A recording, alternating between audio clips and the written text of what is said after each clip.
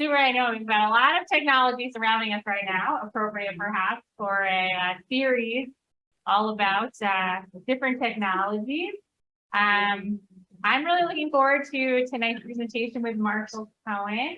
And I just wanted to offer us maybe one piece of text from our tradition that we can hold in our mind as we hear everything he has to say, and then as we sort of think after, right, about maybe some of the ethical ramifications of the things that he has to teach us. So this comes from the book of Deuteronomy. When you build a new house, you shall make a parapet for your roof, so that you do not bring blood guilt on your house if anyone should fall from it. Right? So it seems like a weird text to bring to an evening that's going to be talking about radiological and nuclear materials. But the thing is this, right? Houses need roofs. It's the thing, they need to be a house. In the time that they were living, houses generally had flat roofs, and they were used for lots of different things, right? People went up onto their roofs all the time, and that is dangerous. Right? And what does our tradition teach?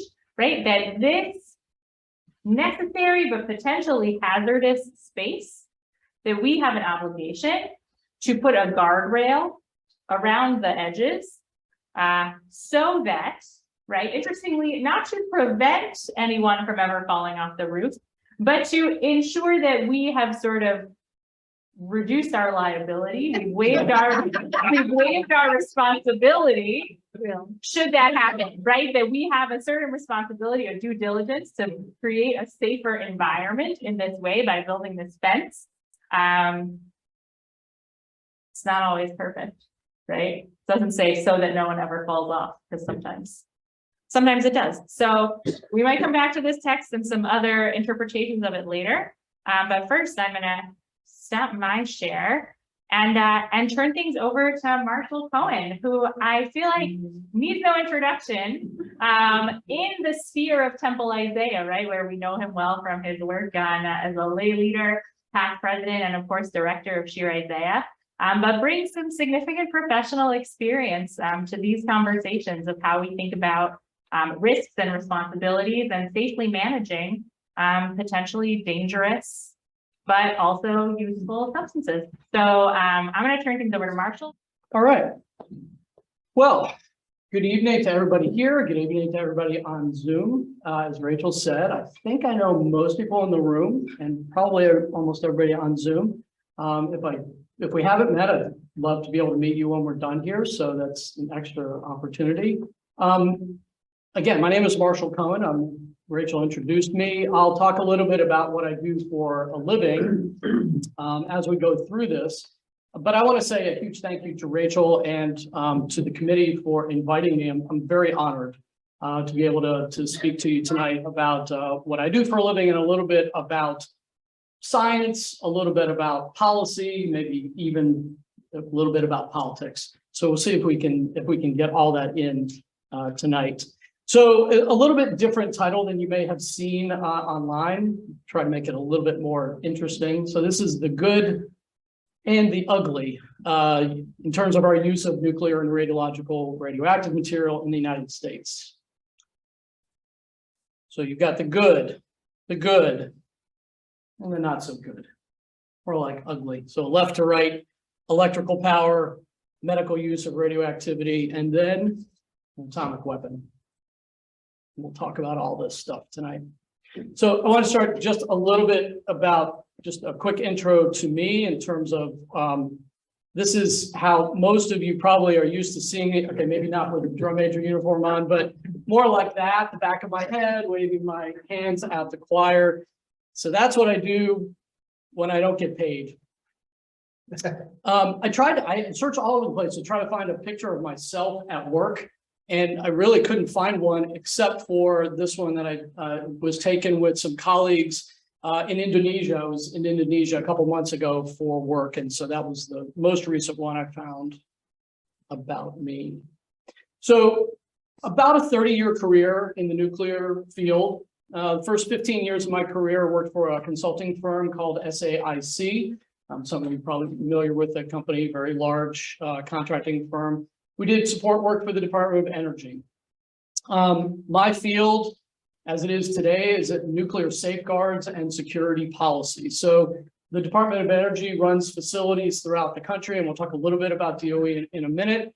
And our job at the headquarters level was to develop policy for how they do security, how those facilities secure the material at those facilities. We also helped with the implementation. So we worked with the sites on how they actually implemented that security. About halfway through the time at DOE, I sort of changed a little bit of my career, moved away from the strict policy of the security policy and moved more into nonproliferation and arms control. If you think back to the history in the late 90s, mid to late 90s, this was a big deal. The International Atomic Energy Agency was getting involved throughout the world in facilities and security and the protection of material. And that was a good career move for me in a lot of ways because it moved me out of a little bit less interesting work, let's put it that way, into more forward-looking and international type of work. Left the DOE in 2006 and moved over to the Nuclear Regulatory Commission where I currently work. I guess my title is a technical assistant, although I call myself more of a technical advisor. I work for an office director. The office level is one level below the commission. So I work for the office director. I'm actually on a detail doing something else right now, but that's really doesn't matter. So just a couple of quick caveats, I guess I would call them. The first one is I'm going to try to stick to facts tonight. And even when we have discussion, I'm going to try to stick to facts. But if I offer any opinions, those opinions are solely mine and they are not associated in any way with the agency for which I work. The other thing I want to say is, in total respect to the other folks who are presenters in this program, I am not a physical scientist. My bachelor's degree is in social science and I have a master's in business. Having said that, what I've always said about myself is that I probably know enough to be dangerous. So I know enough of the science to talk a little bit about it. I see a lot of scientists in this room who know a heck of a lot more about this stuff than I do. So A, if I say something incorrect, you're welcome to correct me. And B, if you have questions that delve into science that goes a little further than my knowledge above my head, we can ask the experts in the room, or I'm most happy to go find the answer for you. So a little bit of history about the nuclear and radiological program in the United States. Of course, you have Marie Curie, who discovered radioactivity in the early 1900s. But the real start to the nuclear and radiological program in this country was when the president created the Atomic Energy Commission in 1946. And what that did was it moved the nuclear program from the military, which of course had started with the Manhattan Project, to the civilian ranks. So we have this Atomic Energy Commission, this big government agency that's responsible for all sorts of stuff, right? In 1974, Congress saw fit, and I believe quite rightly, to split the Atomic Energy Commission into two bodies. What was happening in the early 70s was the advent of nuclear power. We were building nuclear power plants throughout the country. And so Congress's idea was we really shouldn't have an agency that both promoted nuclear energy and regulated it at the same time. It's a bad idea, it's a conflict of interest. We should split that into two organizations. So they did that. In this act, they created the Department of Energy, which you see on the right.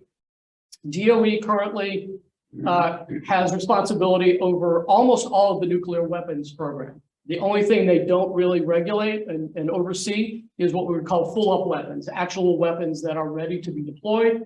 That's the Department of Defense. But DOE has control, authority over all the rest of that nuclear material that is headed toward the weapons program. NRC, the organization that I work for, was established, as you see, to be an independent regulator. And that specifically over commercial use of nuclear material, including nuclear power. So NRC was set up specifically to be only a regulator. So if you ask any NRC employee, what do you think about nuclear power? They have to step away from their job and tell you, if they want to tell you, what they think personally about nuclear power, because we are not an advocate or proponent for any type of energy. Industry comes in, works with the Department of Energy and says, we think this should happen. They build a plant, they do it, and we have to regulate it. So that's how that works. Very important to split those out. There are a lot of people in the federal government who don't understand this. And when they see me within our city, they go, oh, what part of DOE do you work for? And I have to inform them, I don't work for DOE. We're a separate organization. DOE is a mammoth organization, tons of contractors, a lot of sites throughout the country, and a lot of federal employees. NRC, we're probably down to about 3,000 employees both in the DC area and throughout the country. Okay. So here's the mission, the boring mission statement. I'm not going to read it to you. You're welcome to read it. What I did was highlight what I think are the important words here. Civilian versus military, right? The split that I just talked about. Radioactive materials. And the shorthand here is that our agency exists to provide safety and security and ensure the safety and security of peaceful uses of radioactive material in the United States. So use the term radioactive material. What is radioactive material? So as you might see in someone's Facebook profile, it's a bit complicated, right? So the definition you can see here of a radionuclide, it's a substance in which the nucleus of an atom is unstable, right? Well, what does that mean? So to go back to your chemistry class, this is about an atom's instability resulting from it having extra neutrons or protons. So a subset of this material, which we call special nuclear material, we do acronyms in the federal government all over the place, so I just refer to it as SNM, right, is fissionable material. So what does that mean? That means that the atoms in this material can split or fission if they're hit with neutrons. Fission leads to more neutron emission, which if you don't stop the process, is called a chain reaction, okay? In a nuclear weapon, that's not a good thing, right? In a nuclear reactor, it is a good thing. It's exactly what we're looking for, a controlled reaction. So the most common fissionable materials, turns out, are uranium and plutonium, at least certain isotopes of those elements. And I'm not going to go into detail on isotopes, what they are, and what these specific ones are, because I'll be out of my depth and you'll start correcting me. But suffice to say that different forms of radioactive material and elements behave differently. So why does all this matter? Well, radioactive material can be used in a lot of ways. Some beneficial, some not so much. So let's talk about the good. I would like to start with the positive news, right? We'll start with the good. You'll see a number of different diagrams that come up here. I'll start here. So as I said earlier, one of the good uses, one of the positive uses for society of radioactive material is that radioactive material is used to power nuclear power plants, which provide about 20% of the electricity in the United States. Many, many nuclear power plants around the world. Some countries, nuclear power provides a large majority. France is a good example, provides a large majority of the electricity throughout the country. Nuclear materials are used in medicine, and my guess is all of us, well, I guarantee all of us know someone who has gone through cancer treatments. Many of them have used nuclear material, radioactive material in those treatments. It's been a huge industry and an amazing technology over the past 30, 40 years.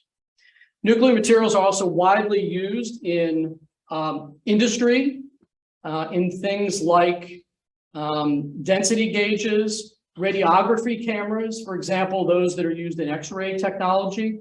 And as I said, nuclear gauges, and those are used in many cases to determine the structural integrity of buildings and roads, used all over the country. Probably none of you even knew that, right? So, but they have small amounts of radiological material in them that help them in this process. And then finally, common items that have small amounts of radioactive elements in them. Smoke detectors, particularly ionization smoke detectors, have a small amount of a radioactive element called americium, and the isotope is 241. This helps the sensitivity of those smoke detectors to detect fast burning fires. So that's built into the detector that you have. It's a very, very small amount. So the good news is, as I said, that NRC regulates all of this stuff. We have a huge regulatory and inspection program that looks at all these things and ensures and works with state level organizations to ensure that all this stuff is used properly, that it's safe, and that it's protected. One additional item that we regulate, that is NRC regulates, and I want to touch on, and it has to do with the nuclear power plant system that we have in this country. We regulate all phases of the nuclear fuel cycle. And you'll see a diagram of what I mean by the nuclear fuel cycle in a second. But we regulate all aspects of that. So here's what I'm talking about. So where does the material come from that goes into a nuclear power plant, right? So you start here with natural uranium. Where does that come from? It comes from the ground. We pull it out of the ground in many different ways. It's largely in mines that occur throughout the country. Wyoming is a huge uranium mine state. There are a number of processes that are used by industry to pull that uranium out of the ground. It then is recovered in a number of different processes. It's milled. It then has to be converted because the uranium that comes out of the ground is not usable really for just about anything. It has to be converted and then it has to be enriched. When we say enriched, elements that come out of the ground has a lot of stuff in it. And you have to separate out the stuff, the garbage, and get to the thing that really you're looking for to use for its intended purpose. So we have enrichment plants throughout the country that take the natural uranium and use processes to enrich it to make the isotope that you're looking for more pure. So it's really a purification process. After that, so we're up here in the corner, right? We go up around the corner. And we take that enriched uranium, the facilities take that enriched uranium and they fabricate it. What do I mean by fabricate it?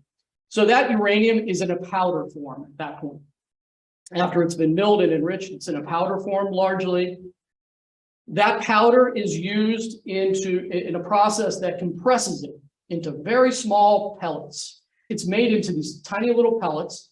The pellets are compressed and put in long zirconium fuel assemblies in rods. The rods are put inside assemblies, and this fresh, what we call fresh uranium oxide, is then put into a huge bundle, and it's dropped into the top of a reactor. Okay, nuclear power 101. That was it. That's all you get. Okay, so that's the process truly in a nutshell. So that goes. They drop the assembly into the top of the reactor. The dome is put over top of it for safety and security. And then the reactions begin when we turn the lights on. The reactions begin and it produces electricity. That's the gold standard. And that's what happens throughout the world. So then that material only lasts for so long, right? Because it's radioactive, it has a half-life. It's only operable, it's only good for some period of time. We have to do something with that material after it's done, right? So it comes out, it gets traded out for new fresh fuel that's ready to be used. So what do we do with that spent fuel, right? This is one of the problems plaguing this country right now. What do we do with that spent fuel? So for now, what is done with the spent fuel is those rods are pulled out, the bundles are pulled out, and they are put in pools, literal pools, large pools, probably about double the length of this room and probably about the same width. They're connected to the reactor building, so a huge crane pulls those bundles out, puts them gently in the water.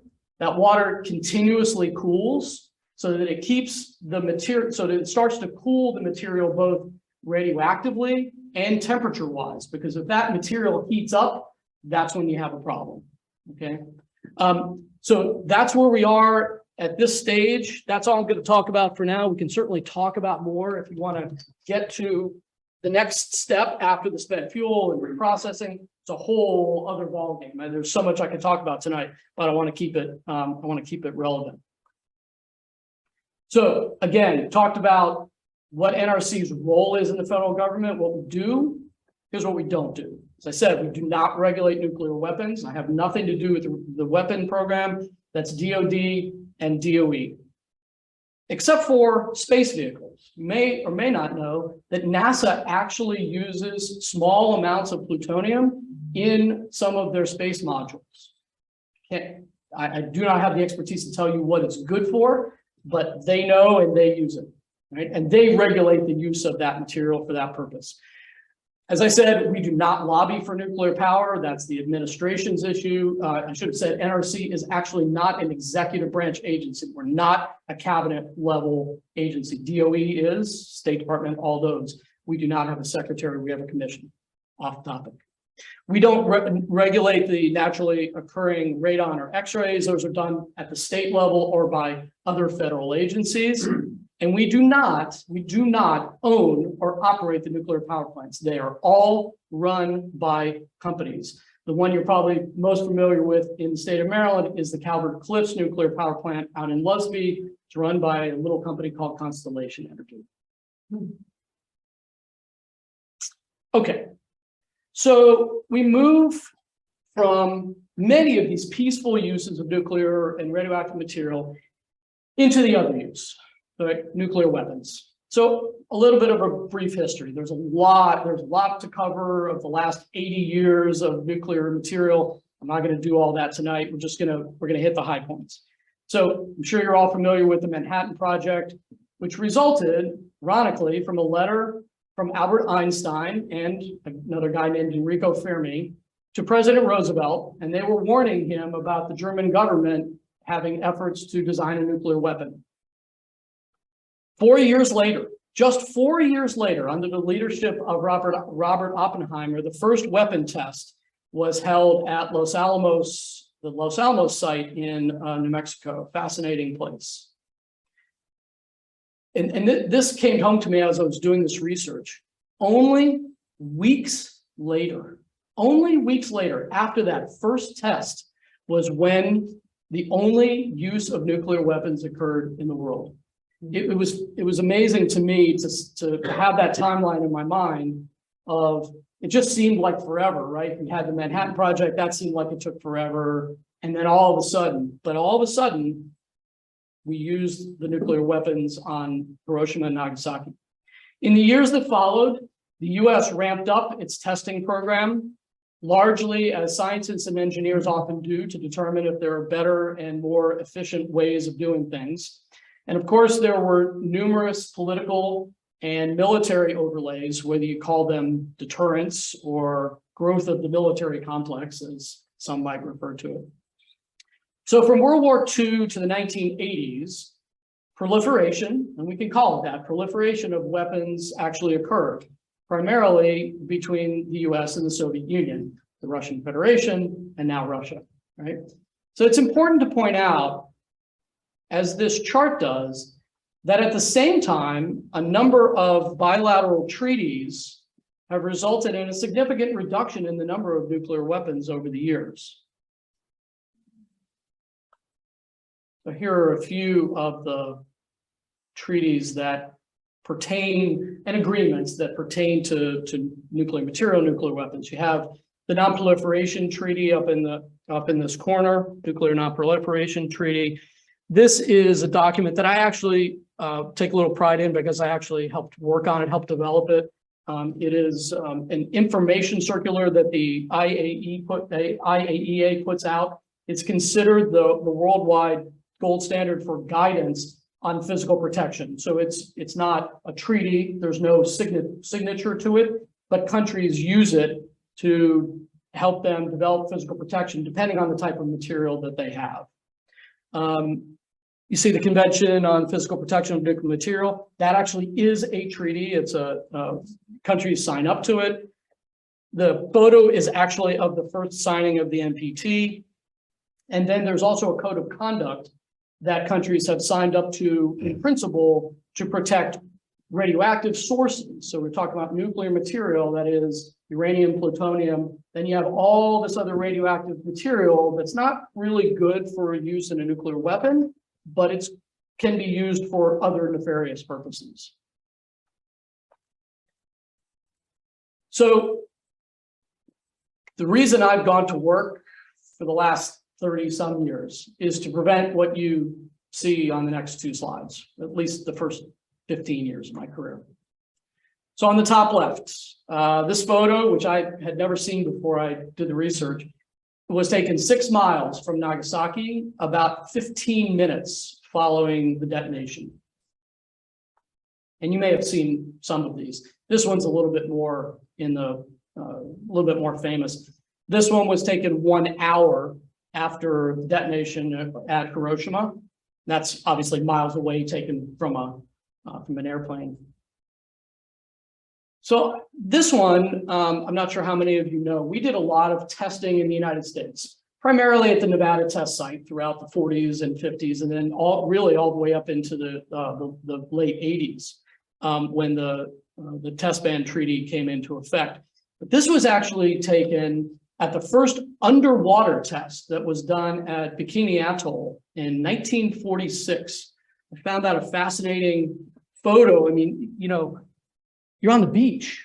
So this photo was taken from maybe a hotel or maybe just somebody standing on a beach watching a nuclear test that was done out on an island out in the middle of the ocean. Fascinating photo. Finally, we have a graphic of what we would call in the business an RDD. Right? You may have heard it as a dirty bomb. That's the typical public understanding of what this is. We call it an RDD, a radiological dispersal device.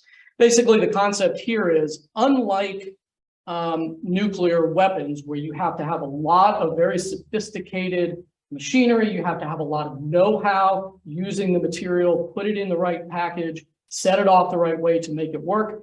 This is an RDD where you take radioactive material, you hook it to explosives, and detonate the explosive. Right? I don't want to give the sense that any of you could go out and do this, because you have to acquire the material. That's the hard part, right? And the other interesting thing about RDDs versus nuclear is people get very excited about RDDs and very nervous. While it is not nearly as difficult to acquire the material for a nuclear weapon, that is absolutely true.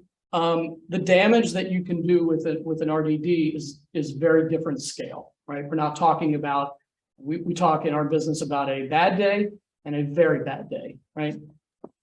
These are very bad days. This is a bad day. Marshall, Yeah. how have people ever stolen nuclear material that could be used in these kinds of weapons? So there have been reports of people in other countries stealing weapons. No, shouldn't say weapons. I'm sorry. Stealing material in small quantities. The interesting thing about that is, if you certain types of material, if you try to steal it and you walk off with it, you'll get very sick and potentially die very quickly. So people who are trying to do this I think the terrorists are trying to find the right way so that they can do that and not kill themselves in the process. So the answer is, there are reports of it happening abroad. Not aware of any successful thefts in the United States. Okay, so the ugly, right? So, and I say this as potentially ugly, right? So these are negative and potentially negative aspects of nuclear power. This was negative, right? This is Fukushima Daiichi before and after the explosion. We can talk about, if you want to talk about sort of how this happened and what the precursors were, happy to talk about that, because I'm not sure there's always a full understanding. This was a bad day, right? This was definitely a disaster. Chernobyl, very different set of facts, very different country, very different power reactor, very different set of circumstances. So I'm hoping that this stays potential and does not become ugly. This is the Zaporizhzhia nuclear power plant, which is in southern Ukraine on the Dnieper River. I'm hoping that current events are going in the right direction, and that we don't have a bad situation there. You probably have heard on the news that one of the things the Russians did when they moved into this area was actually to sort of take over that reactor.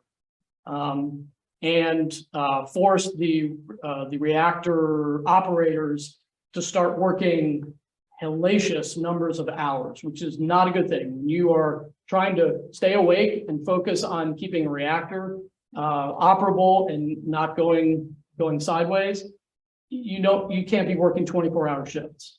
So that was something that the IAEA has actually come in and put a lot of pressure on the Russian government, and successfully, I think. This situation, just like this situation all throughout Ukraine, changes day to day. So I'm hoping, I'm sure we all hope, that it goes back in the right direction and we don't get the stuff above.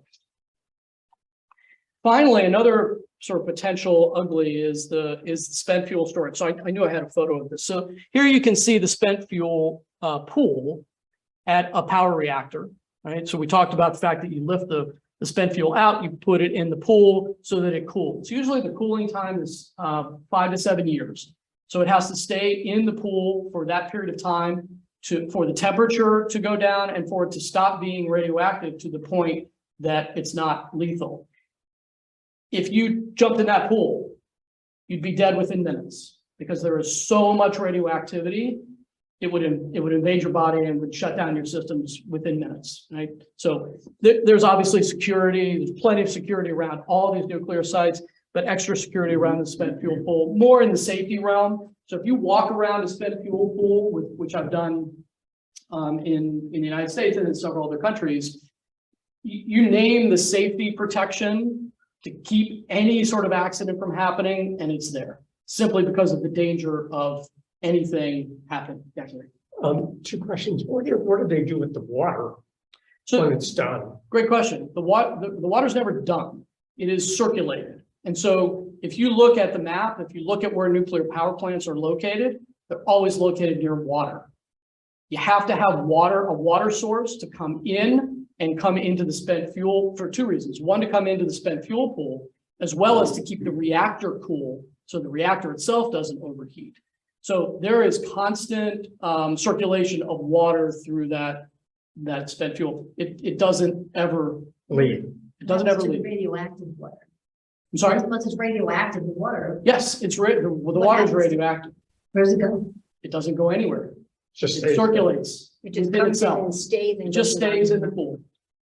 like You're getting about here on my level of expertise, Okay. right? So, but that's generally the case. And I noticed that you didn't have a picture of 3 Mile Island.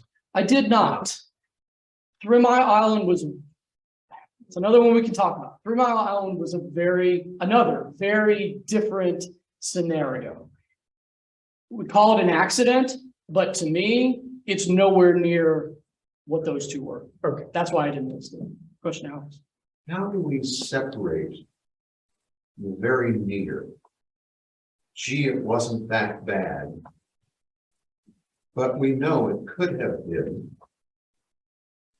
And in some cases, well or not so well publicized has been, though not necessarily on the scale that we think of when we see a picture or read about Chernobyl.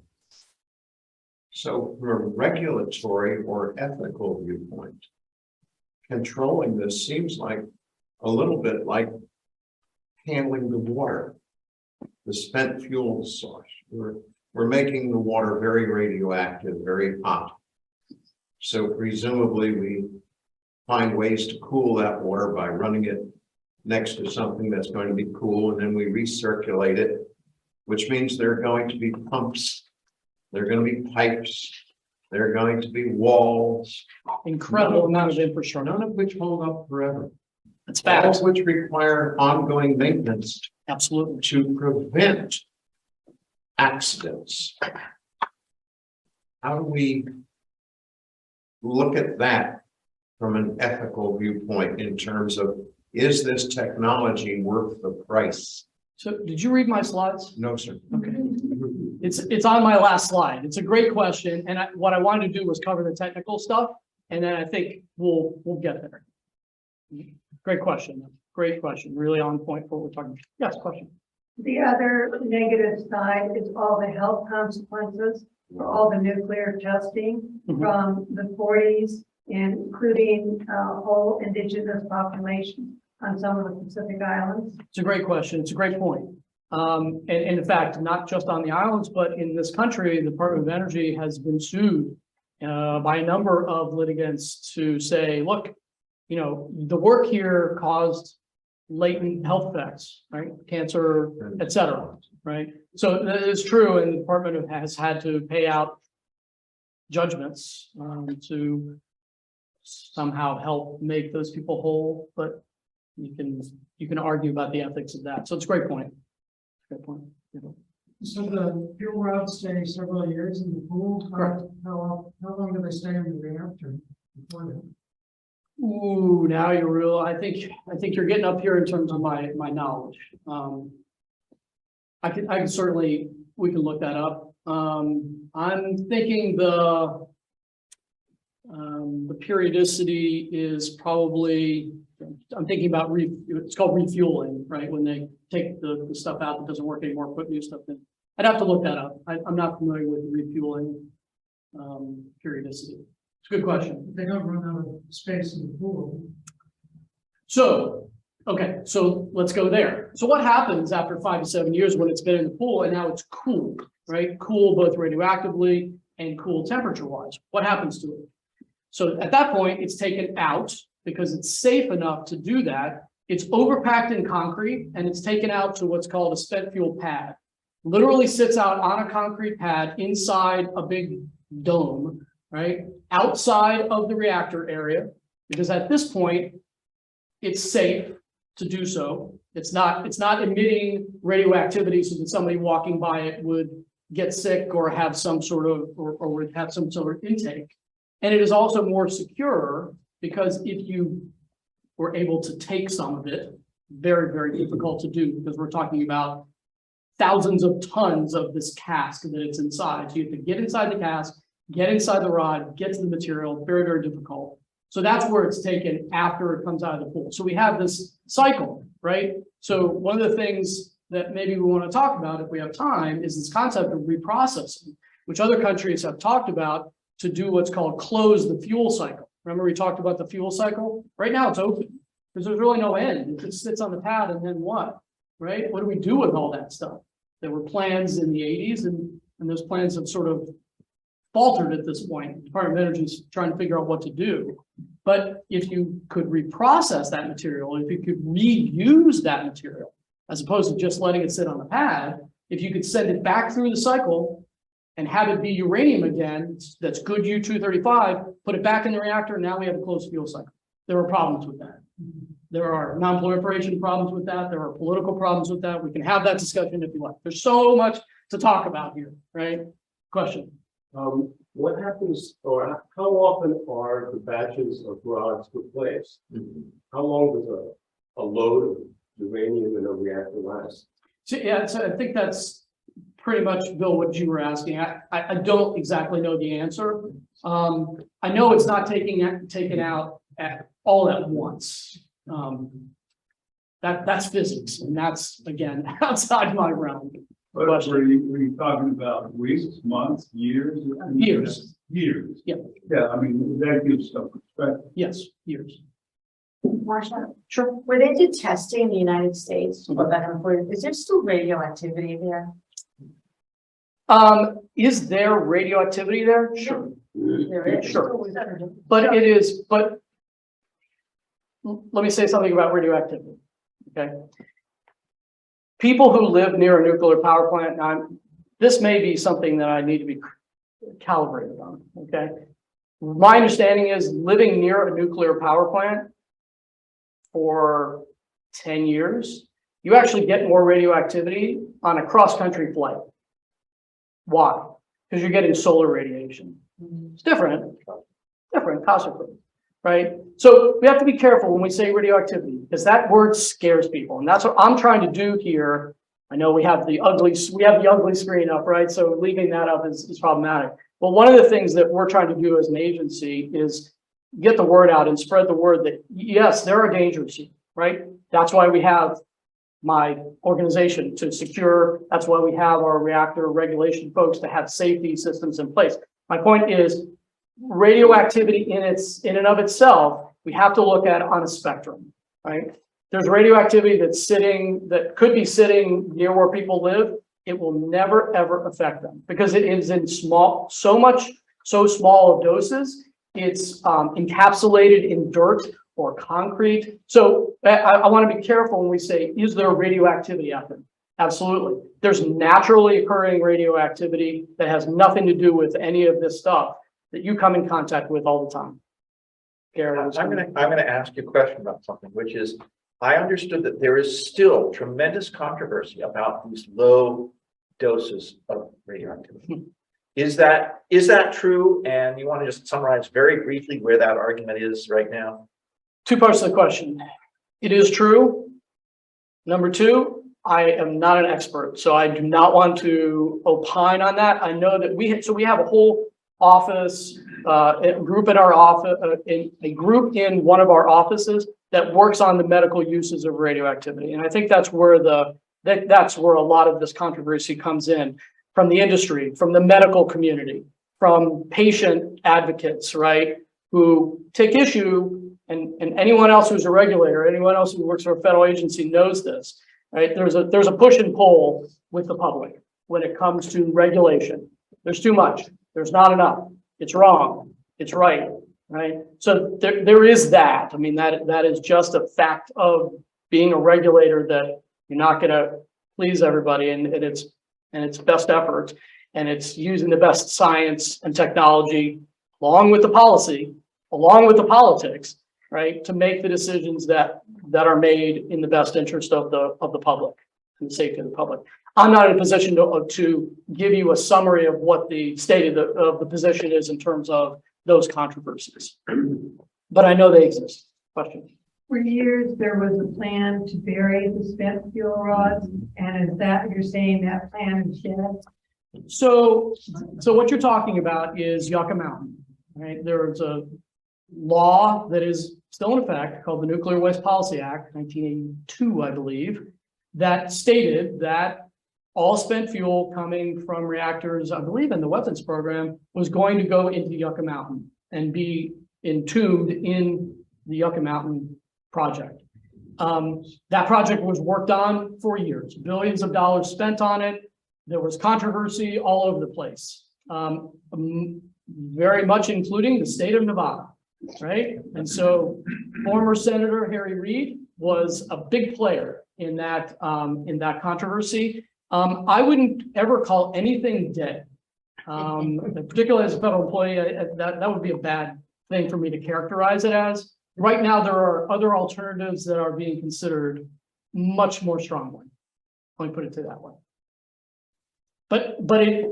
And at the same time, it is not only hugely controversial, but it is also consuming the thoughts of hundreds, maybe thousands of federal employees and contractors. What do we do about this? Because these people feel responsible for this material, no matter what Congress does or does not do, right? It's these people's job to figure out what to do this to protect the public. And so you should know, as members of the public, that it's being worked. It's taking way too long, in my opinion, right? It should have been taken care of by now, but you should understand that it's not just sitting around. There are people who are federal employees who are actively working on this and trying to lobby Congress to say, please make a decision. Whatever we're going to do with this, let's make a decision and let's do it, because this material is not decreasing in quantity, right? It's only increasing. So it's in everybody's best interest to try to do something about it. All right, let me move forward. So I want to make sure that you know more good news. And the good news is that, and I'll speak for DOE as well, because I work there as well. DOE and NRC, which are the primary overseers of nuclear and radioactive material in the United States, have solid security in place. Not only security policy that we develop, but that the licensees and the NRC licensees and the DOE facilities implement security on a daily basis. They take it seriously. It is the utmost responsibility that they all have to protect the public, both in the safety realm and the security realm. So just an example, just a little graphic to show you what the fence line at a power plant might look like. We also work very closely with our, what we call the interagency, the United States agencies that work in security, Department of Homeland Security, Department of Defense, Department of State, the FBI, and many others that have roles in helping protect this material. So that is an ongoing process. It is being perfected day by day. We increase, and one of the only positive things that came out of the 9/11 attacks was this recognition that the security community in the United States government just was not working together enough. They were doing their own thing, but particularly the intelligence community just was not communicating. And that is one of the things that, quite frankly, has improved significantly. You can say whatever you want about DHS. There are some really good things that DHS has put in place post 9/11. So just another little graphic, just to show you generically what the security would look like. As I said, power plants are typically near a water source, so we have to prevent somebody from driving in a boat, driving up on land and trying to do something bad. Question? Given the issues of climate change, and you have this stuff sitting out on the head, Right. you have a lot of stuff near water. Water availability, as we know, has changed dramatically in the Midwest and West. Sure. Sea levels are going to be rising relatively quickly at the same time. So how do you, Monte Carloing the kind of, things that can happen that you were planning this 20 years ago, Right. and it's now 20 years past, and your conditions have changed so much. Yeah, it's a great question. Just to tack on to the phrase Monte Carloing, just for those of you who don't know, it's statistical process to think about the range of events and their probabilities. So that's what you're talking about there, but it's a great question. The commission right now is dealing with a huge effort on environmental justice. So it's in the same realm. It's not quite climate change, but we're having a conversation about environmental justice, right, in the same context as other national discussions. We have nuclear materials, and it goes to the questions people were asking about. Radioactive materials are in my backyard. How fair is that? Were they put in places where there are disadvantaged communities? So we're having that discussion. Climate change is an enormous, for me, an enormous issue. It is not solvable by one agency, is what I would say. It's a national problem.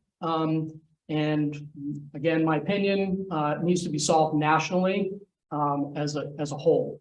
So nationally, it doesn't even work because it's talking worldwide. you're absolutely right. Absolutely right.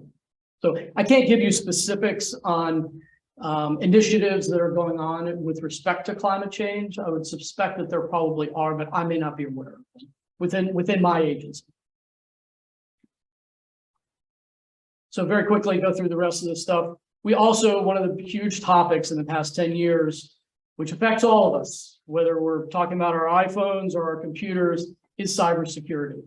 NRC has been on the vanguard of cybersecurity efforts for its power plants in particular. We actually put a rule in place for the power plants in 2008.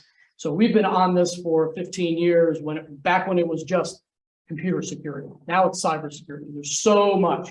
And the problem with cybersecurity is it's very different from the generic terrorist threat, right? Terrorists can figure out new ways of doing things, but they're human and they have to actually get to you. In cyber, we know you can sit in a basement and throw some keys. And if you don't have protection on the other side, that person can do stuff just sitting around. They don't have to put in the money, the resources, the effort to get to that material to do something to it.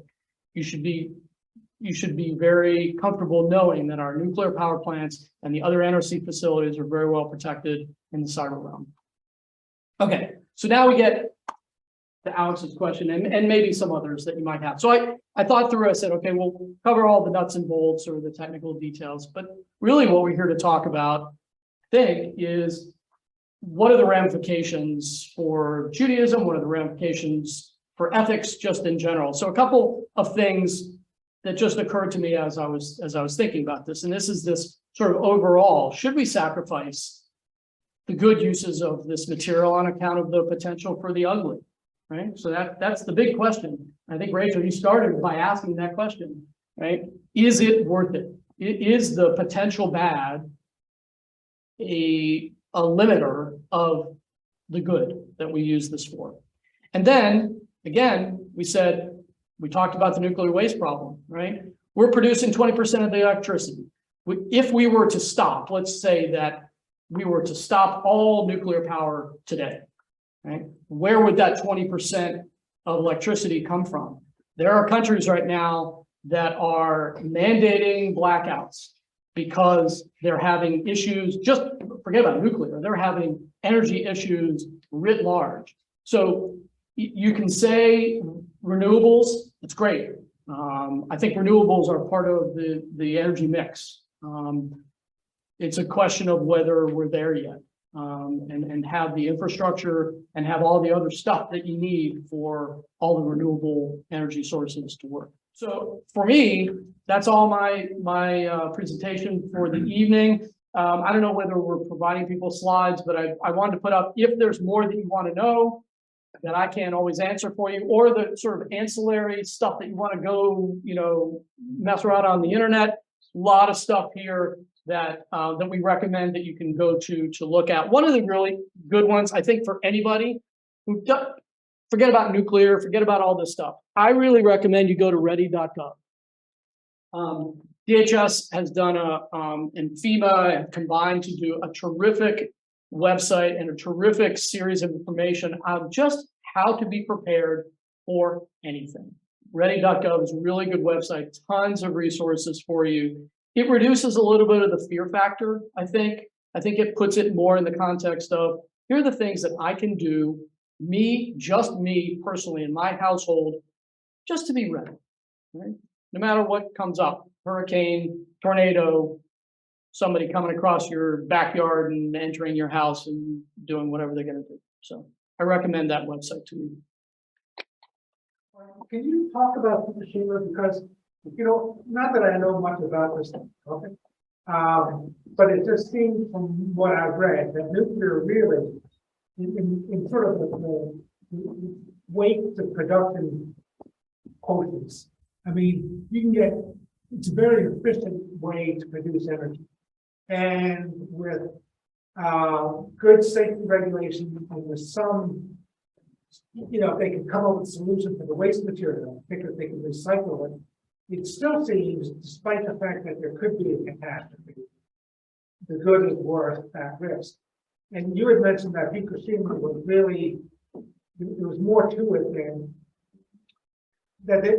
The implication was that perhaps it was poor design or whatever. That we should be able to learn from these things and make these things more and more full. Sure. Agree with almost all of what you said. I was not implying that there was poor design at Fukushima. I guess what I was saying is, so let's talk a little bit about what led up to the accident there. You had the huge tsunami, right? Tsunami comes in, rolls all that water in. And part of the problem was they didn't have backup generators. They didn't have battery backup power to keep the reactor working and the fuel pool working. And so when that wave came over, it knocked out a portion or maybe even all of the on-site power. They didn't have an off-site power to be able to compensate for it. So that power went down. It didn't allow the fuel pool to keep cooling. What happens, and again, the experts can correct me, what happens when that fuel heats up is it produces more hydrogen. Hydrogen is probably the most pyrophoric thing on Earth, or one of the few. So it causes a fire. So when you get to that temperature, it caused a fire, and that's what caused the explosion in the fuel pool. And I remember sitting around with Lynn, and I'm like, this isn't awful unless it gets to the fuel pool, right? And then in the one reactor site, it did, and it caused the explosion. Now, of course, it also caused the meltdown in 2 of the 5 units, I believe. I probably have that wrong. So a couple of the units actually were not affected for the most part. Do you remember like the fire engines they were putting water in the fuel box? Absolutely. Absolutely. They were just trying to add water and add cool water to try to keep those fuel elements from overheating and causing the fire. So I agree with, well, I hear what you say, right? I hear what you say about nuclear power. For the most part, if you look at the world, if you look at and this is what the industry will say, if you look at all the usable hours, right? There's a term for it that's escaping me. All the hours that power reactors have been used throughout history, if you add them all up and then take the number of hours of accidents and divide by that, it's minuscule. So that's their argument that nuclear power is safe. Now, then we say, well, in the instances that it wasn't, it was pretty catastrophic. So how do you balance that? And we have measures of risk that we talk about, right? We talk about risk being this equation of probability of occurrence and consequence. So if you have a small probability of occurrence, but a huge consequence, then you have a certain risk. If you have a huge probability, but a who cares consequence, maybe it's the same risk. The problem is when you have a big probability and a big consequence, that's when you have big risk. Yeah, but it seems like in order to get the equivalent of a nuclear power plant output, when you talk about wind turbines or solar panels, the resources that go into that are just enormous compared to what's required to run a nuclear power plant, particularly for that same amount of output. Yes. You mentioned, I believe, that NRC has approximately 3,500 employees. I think we're lower than that now. Well, it doesn't matter. It's Yeah. not a question. Okay, great. My question is based on what you described as its responsibility for such a broad scope of nuclear materials. Do you have investigators who go and look at things? Absolutely. Yes, we have a full-scale inspection program that does inspections on a regular basis of all the nuclear power plants and the fuel cycle facilities that we have responsibility over. Now, the one thing that I think I see where you're going. We also, and I was going to talk about this kind of in the weeds, but I'm happy to discuss it. Years ago, the NRC created what's called the Agreement State Program. So all of this stuff about medical use of material and industrial use of nuclear material, radiography and that type of stuff, that's all regulated by the states with whom we have agreements. I believe there are 43 of the 50 states that are agreement states. So we have an agreement with, let's say, the state of Maryland.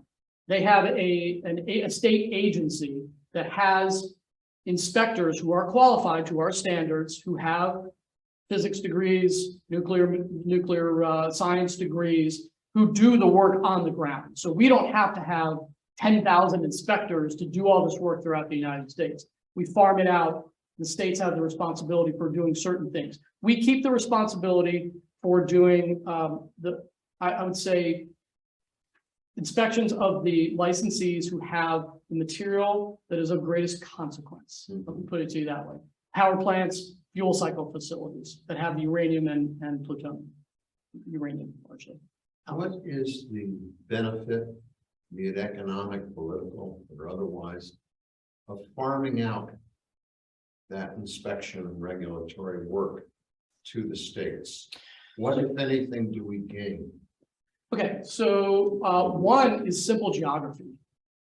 We would have to send inspectors if you had headquarters. I'll also point out, we also have 4 regional offices, 4 headquarter regional offices throughout the United States. One in Pennsylvania, one in Illinois, one in Texas, and one in Georgia.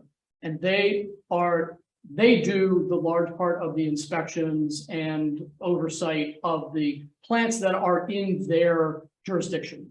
Okay, but if we had to do inspections of hospitals or cancer treatment centers, our staff would triple at the very least. Well, my question is, if your staff would triple, to say the least, Yep. but they would all be reporting in one chain, Sure. and when a regulation is changed, it would automatically apply nationally without being debated and kicked around and rewritten and put into state regulations. and the total number of work hours would apparently be the same.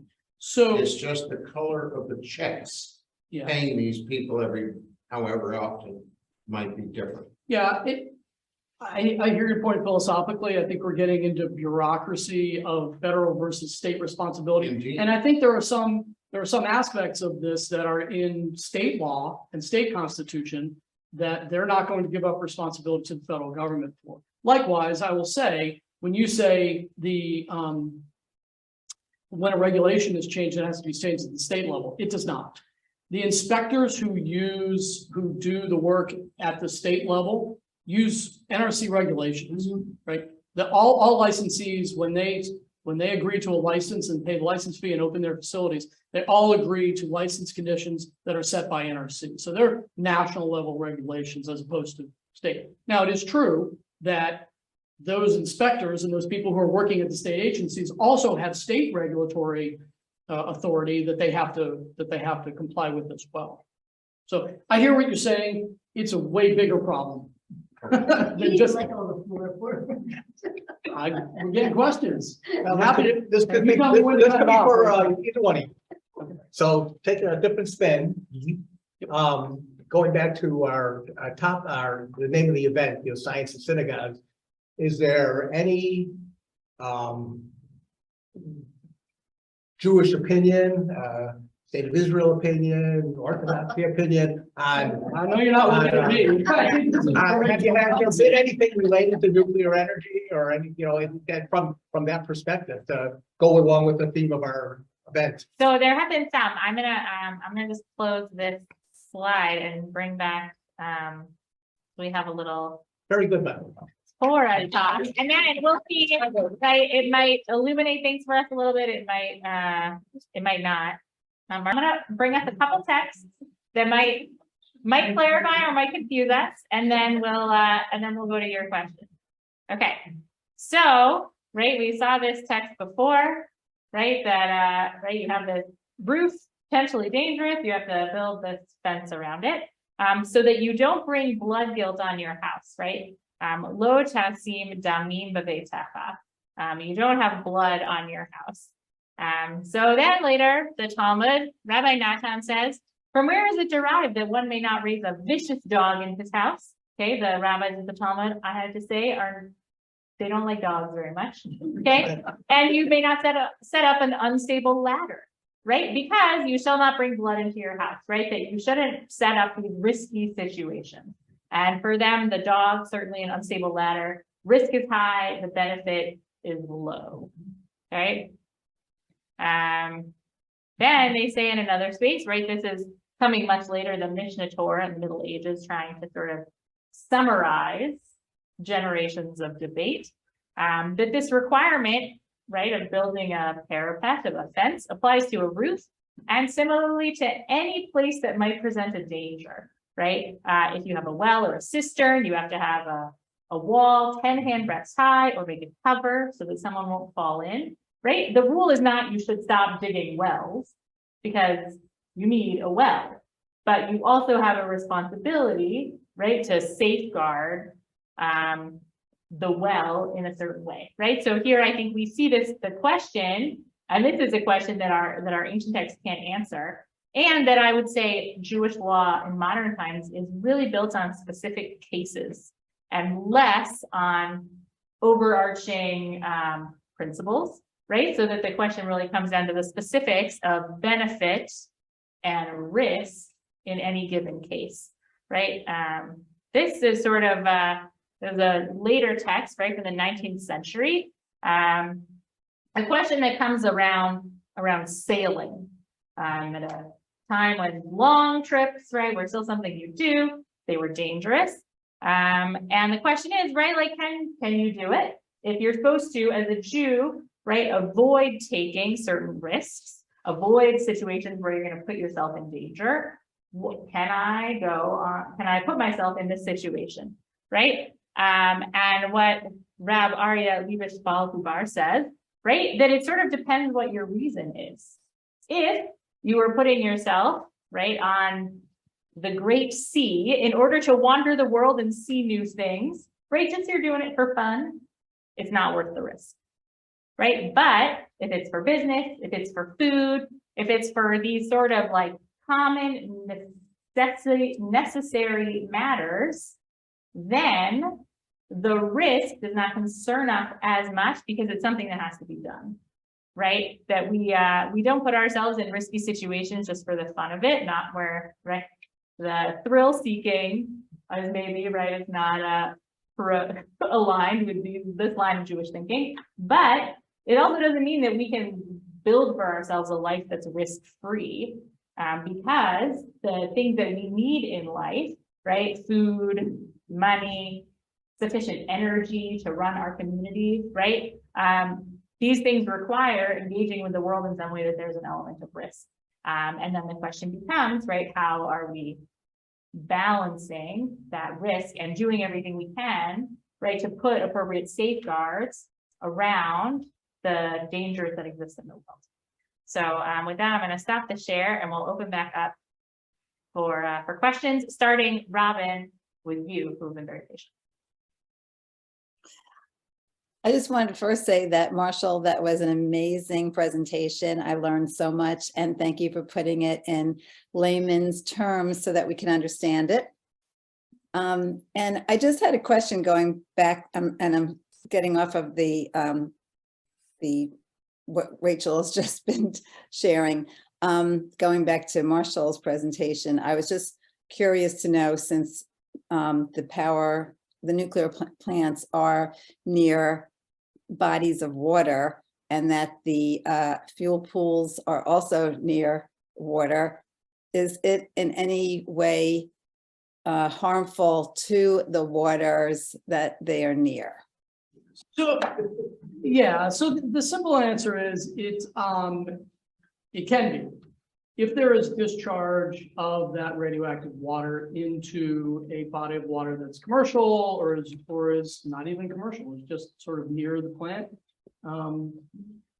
there is some environmental concern there.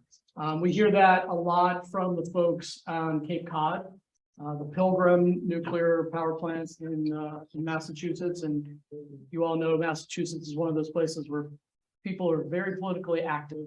So we hear a lot of stuff from the folks in Massachusetts. We hear a lot of stuff from the folks at Indian Point, which is in New York State. Again, another very active community. So yes, there are concerns, but I will tell you that, and again,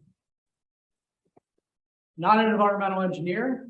I am not in the office that deals with those types of issues, but I know that that is something that is of great concern, not only to the agency, but to the communities that are involved. And it is something that has been a consistent conversation between the agency and the facility and the community. So yeah, I mean, it is something that needs to be kept in mind.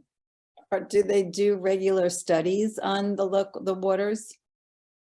I believe the answer is yes. Again, this is getting away from my area of expertise, right. But I'd be quite confident in saying that there are continual environmental studies done by the licensee, that is the owner of the plant in the local area, for if no other reason, an economic reason for them, because quite frankly, they're in it to make money. These companies that run these nuclear power plants, it is an incredible investment to build a nuclear power plant. We just had the first power plant almost finished in rural Georgia. The first one that has been built in some number of years, 20 years. It was an incredible investment, billions of dollars just to build it, do the permitting, all the environmental studies, the construction. Now, it was a boon for the industry because it employed a ton of people for a number of years, probably more years than they wanted, because it ended up being way over budget. Shocking, I know.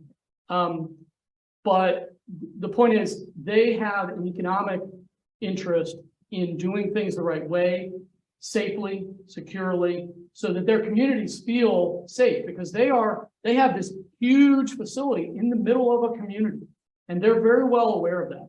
Some of them do a better job than others about communicating with the community, talking about safety, talking about security, talking about environmental issues. It's just like any other industry. You have some companies that are really good, some are not as much. And I'm just noting a few things in the chat. Marty, I think you're right that a lot of what we see in the text tends towards being conservative in the fact of like mitigating and minimizing risk.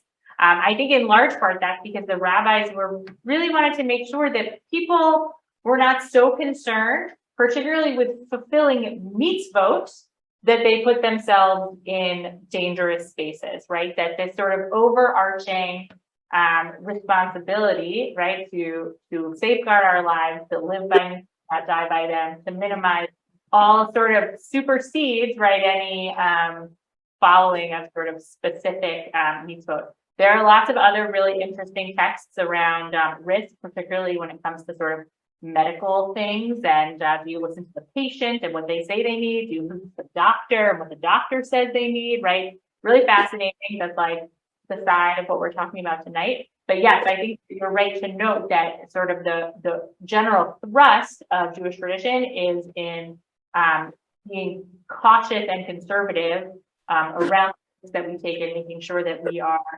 doing what we can and really doing everything we can, even if it means sometimes a little more red tape, a little more money spent on regulators, a little more money, right, building a fence or a wall around your well, which you spent a lot of money digging.